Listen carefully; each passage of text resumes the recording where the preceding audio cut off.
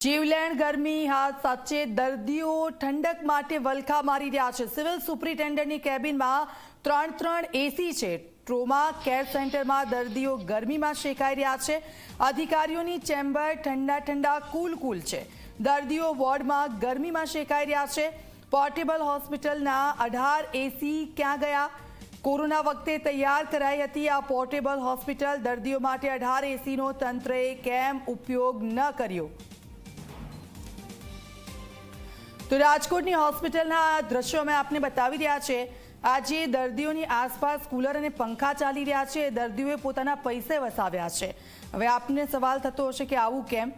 તો આવું ચાલી રહ્યું છે અને સુપ્રિન્ટેન્ડન્ટ છે ત્યાંના રાજકોટ સિવિલ હોસ્પિટલના, તેમના ચેમ્બરમાં ત્રણ એસી છે। અહીંયા દર્દીઓ આવે છે સારવાર લેવા માટે અને આપ જુઓ અત્યારે ગરમીનો પારો હાઈ છે ને આવામાં પંખા ત્યાં બંધ જોવા મળી રહ્યા છે।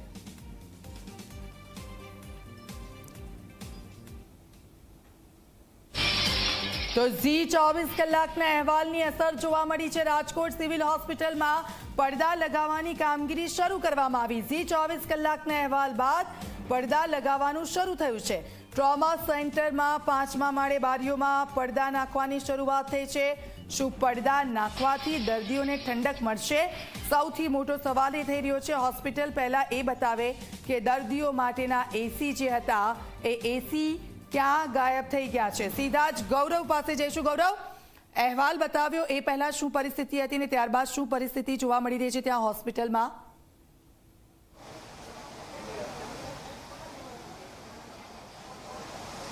દીક્ષિતા, રાજકોટ સહિત સમગ્ર સૌરાષ્ટ્રની અંદર 44 ડિગ્રી કરતાં વધુ તાપમાન છે તે છેલ્લા એક અઠવાડિયાથી જોવા મળી રહ્યું છે। રાજકોટ સિવિલ હોસ્પિટલની અંદર આપણે સવારે જી 24 કલાકે જ્યારે રિયાલિટી ચેક કર્યું હતું ત્યારે આ જે તમામ જે બારીઓ છે તે આ બારીઓ ખુલ્લી હાલતની અંદર જોવા મળતી હતી, પંખાઓ બંધ હાલતની અંદર જોવા મળતા હતા, જ્યારે દર્દીઓ છે તે પોતાના ખર્ચે કુલર અને પંખા લઈ અને પોતાની સારવાર છે તે કરતા હોય તે પ્રકારના દ્રશ્યો જોવા મળ્યા હતા। જી 24 કલાકે સતત પોતાની સામાજિક દાયિત્વ નિભાવ્યું અને તંત્રને દંડવાનો પ્રયાસ કર્યો। ત્યાર પછી હવે તંત્ર છે તે હરકતની અંદર આવ્યું છે।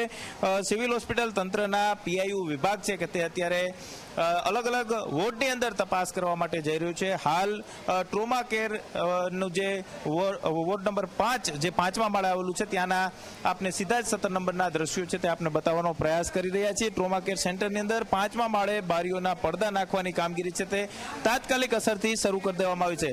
માત્ર પડદા નાખવાથી જ દર્દીઓને ઠંડક છે તે અત્યારે જોવા મળી રહી છે। તેમ છતાં પણ હજુ તંત્રએ ક્યાંક આ જે કામગીરી કરવાની જરૂર હોય તે પ્રકારની પરિસ્થિતિ જોવા મળી રહી છે। આ તરફના દ્રશ્યો છે તે આપને બતાવવાનો પ્રયાસ કરીશું કે સિવિલ હોસ્પિટલના જે કર્મચારીઓ છે તેમના દ્વારા પડદા નાખવાની કામગીરી શરૂ કરવામાં આવી છે। આપણી સાથે તેમને વાત કરવાનો પ્રયાસ કરીશું કે કઈ રીતના તેઓ અત્યારે પડદા છે તે નાખી રહ્યા છે। શું કહેશો, પડદા નાખવા માટે આવ્યા છો, કઈ રીતના આદેશ મળ્યા છે? પહેલા આ કેમ કરવા મનાયું?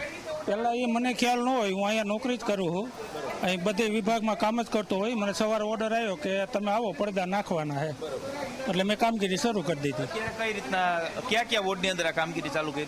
હજી અહીંથી શરૂઆત કરી। બરાબર, કેટલા પડદા નાખવાના છે આજે આખા દિવસ? આખા હોલમાં બધે? એટલે ટ્રોમા કેર સેન્ટરમાં બધી જગ્યાએ કે બધા બિલ્ડિંગ? ના, બધા બિલ્ડિંગમાં, ટ્રોમા કેર સેન્ટરમાં।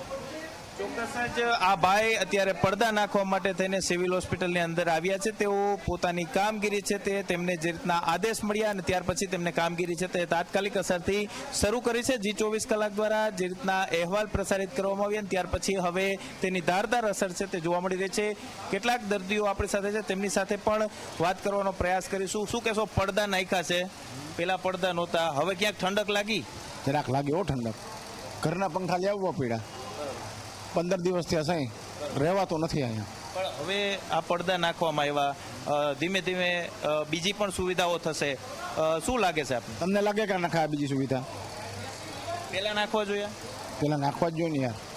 ચોક્કસ જ દર્દીઓ એવું કહે છે કે આ પહેલા તેમને કામગીરી છે તે કરવાની જરૂર હતી, પરંતુ હવે ક્યાંક ધીમે ધીમે તંત્ર જાગ્યું છે, તે પણ સારી વાત છે। નાના બાળકોથી લઈને તમામ જે લોકો, જે દર્દીઓ અહીં સારવાર માટે આવતા હોય છે તે તમામને ક્યાંક પડદા છે તે નાખવામાં આવે છે ને તેને કારણે ઠંડક છે તે અત્યારે પ્રસરી ચૂકી છે। પરંતુ એક એ પણ વાત છે કે જે સમાજ માટે થઈને પોતાની જે કામગીરી કરતા હોય તેવા લોકોએ પણ જાગૃત થવાની જરૂર છે અને સામાજિક સંસ્થાઓ પણ હવે સિવિલ સિવિલ હોસ્પિટલની અંદર તેમને પોતાની સેવાઓ આપવાની જરૂર છે, કારણ કે સામાજિક સંસ્થાઓ એવું કહેતી હોય છે કે અમે સમાજના કામ કરતા હોય, પરંતુ આ પ્રકારની પરિસ્થિતિ સિવિલ હોસ્પિટલ તંત્રની અંદર જોવા મળતી હોય તો સામાજિક સંસ્થાઓ કેમ હજુ સુધી અહીં જોવા નથી મળી, તે એક સૌથી મોટો સવાલ ઊભો થઈ રહ્યો છે. પરંતુ ક્યાંક જે પ્રજાના પ્રતિનિધિઓ, જે રમેશ ટીલાળા જેવા જે નેતાઓ છે, ધારાસભ્યો છે, કે તેઓને અવાજ નથી આવતો, આવું કહીને ફોન છે તે કાપી નાખે છે. તેમને ક્યાંક અઠવાડિયાની અંદર સિવિલ હોસ્પિટલની અંદર 3 થી 4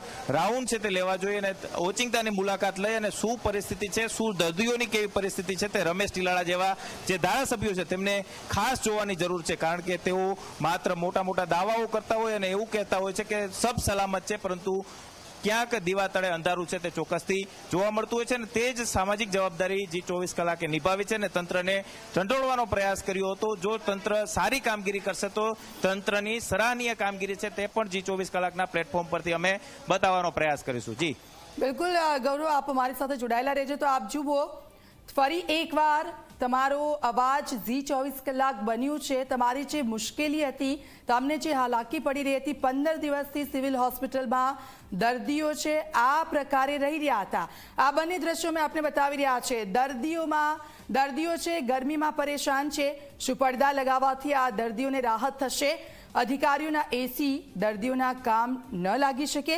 આરોગ્ય વિભાગ આ દ્રશ્યો આપે જોવાની જરૂર છે અને જાગવાની પણ જરૂર છે. આરોગ્ય મંત્રી ઋષિકેશ પટેલ, આપ જુઓ આ દ્રશ્યો. દર્દીઓ ગરમીમાં પરેશાન થઈ રહ્યા છે, શેકાઈ રહ્યા છે. જો આપણે એસી ચેમ્બરમાંથી બહાર ન આવી શકતા હોય ને આપણને આટલી બધી ગરમી લાગતી હોય, આપણે એક વોર્ડમાં પણ આંટો ન મારી શકતા હોય, તો પછી તમે એ વિચાર કરો કે બિચારા આ લાચાર દર્દીઓ શું કરતા હશે. એક તો એ લોકો ત્યાં પોતાની તકલીફ લઈને અહીંયા આવે છે અને આ ગરમીની અંદર તેઓ શેકાઈ રહ્યા છે. રાજકોટમાં 44 ડિગ્રી તાપમાન થતાની સાથે જ દર્દીઓ રાજકોટ સિવિલ હોસ્પિટલની અંદર ઘરેથી પંખા અને કુલર લઈને આવવા માટે મજબૂર છે તે થયા છે. તો બીજી તરફ આપને દ્રશ્યો છે તે બતાવવાનો પ્રયાસ કરીશું કે સિવિલ સુપ્રિન્ટેન્ડન્ટ RS ત્રિવેદીની આ ચેમ્બર છે, જે હજુ સુધી પોતાની ચેમ્બર ખાતે આવ્યા નથી. તેઓ બહાર હોવાનો દાવો છે તે કરી રહ્યા છે. આ અલીગઢી તાળું છે તે તેમની ચેમ્બરની બહાર લગાવવામાં આવ્યું છે. દર્દીઓ પારાવાર મુશ્કેલીનો સામનો છે તે કરી રહ્યા છે, તેમ છતાં પણ સિવિલ સુપ્રિન્ટેન્ડન્ટ પોતાના કામની અંદર વ્યસ્ત છે તે જોવા મળી રહ્યા છે. આ તરફ આપને દ્રશ્યો છે તે બતાવવાનો પ્રયાસ કરીશું કે તેમની ચેમ્બરની અંદર 3 એસી છે તે લગાવવામાં આવ્યા છે, જ્યારે દર્દીઓને પૂરતી જે સુવિધા આપવી જોઈએ તે સુવિધા આપવામાં પણ ક્યાંક નિષ્ફળ છે તે તંત્ર નીવડ્યું હોય તે પ્રકારની પરિસ્થિતિ જોવા મળી રહી છે. કાળઝાળ ગરમીની વચ્ચે દર્દીઓ પોતાના ઘરેથી કુલર અને પંખાઓ લઈને આવવા માટે મજબૂર છે તે થયા છે. એટલું જ નહીં, સાથે સાથે રાજકોટ સિવિલ હોસ્પિટલ તંત્ર દ્વારા જે રીતના સુવિધા પૂરી આપવી જોઈએ તે આપવામાં ક્યાંક તંત્ર નિષ્ફળ છે તે નીવડ્યું છે. આરોગ્ય વિભાગ દ્વારા કરોડો રૂપિયાના બજેટના દાવાઓ છે તે કરવામાં આવે છે, પરંતુ ક્યાંક સિવિલ હોસ્પિટલ તંત્ર જે રીતના દર્દીઓને સુવિધા નથી આપી શક્યું, આરોગ્ય વિભાગ સુવિધા નથી આપી શક્યું, તો બીજી તરફ RS ત્રિવેદીની જે ચેમ્બર છે, જે 10 બાય 10ની ચેમ્બર છે ને તેની અંદર 3 જેટલા એસી છે તે લગાવવામાં આવ્યા છે. તે આપ દ્રશ્યોની અંદર જોઈ શકો છો કે આ 3 એસી અલગ અલગ જગ્યાએ લગાવવામાં આવ્યા છે અને અધિકારીઓની જે ચેમ્બર છે તે ઠંડા કુલ જોવા મળી રહે છે. બીજી તરફ દર્દીઓ છે તે હીટ વેવને લીધે અત્યારે અંદર શેકાતા હોય તે પ્રકારની પરિસ્થિતિ જોવા મળી રહી છે. કોરોના વખતે પોર્ટેબલ હોસ્પિટલ સિવિલ હોસ્પિટલ તંત્ર દ્વારા તૈયાર કરવામાં આવી હતી. તે સિવિલ હોસ્પિટલ તંત્રની આ જે પોર્ટેબલ હોસ્પિટલની અંદર 18 પોર્ટેબલ એસી લગાવવામાં આવ્યા હતા. તે એસી ક્યાં ગયા છે તે સૌથી મોટો સવાલ